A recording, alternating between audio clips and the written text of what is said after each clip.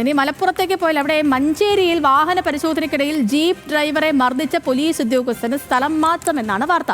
Manjeri traffic യൂണിറ്റിലെ driver നൌഷാദിനെ AR ക്യാമ്പിലേക്കാണ് സ്ഥലം മാറ്റിയത്.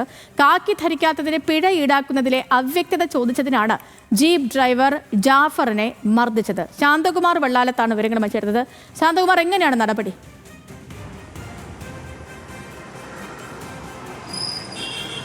സേതു, ഇന്നലെയാണ് ഈ ജാഫർ എന്ന ആ ജീപ്പ് ഡ്രൈവറെ പോലീസ് മുഖത്തടിക്കുന്നത്. അത് നടു റോഡിൽ വെച്ചാണ് മുഖത്തടിക്കുന്നത്. അത് ഒരു ട്രാഫിക് പോലീസിൻ്റെ വാഹനത്തിലെ ഡ്രൈവറാണ്, നൌഷാദാണ് മർദ്ദിക്കുകയും ചെയ്യുന്നത്. അതായത് ഈ കാക്കി ധരിച്ചില്ല, അതിനെ ഫൈൻ ഈടാക്കുന്നു. ആ ഫൈൻ ഈടാക്കുന്നതിനേക്കുള്ള തർക്കമാണ് ഈ ഒരു സംഘർഷത്തിലേക്ക് കലാശിച്ചത്. അത് കൃത്യമായി ഈ നടു റോഡിൽ വെച്ച് തന്നെ ഈ പോലീസുകാരൻ ഈ ഡ്രൈവറുടെ മുഖത്തടിക്കുകയും ചെയ്യുന്നു. അത് തൊട്ട് പുറകിൽ കാറിൽ വന്ന ഒരാൾ മൊബൈലിൽ പകർത്തി.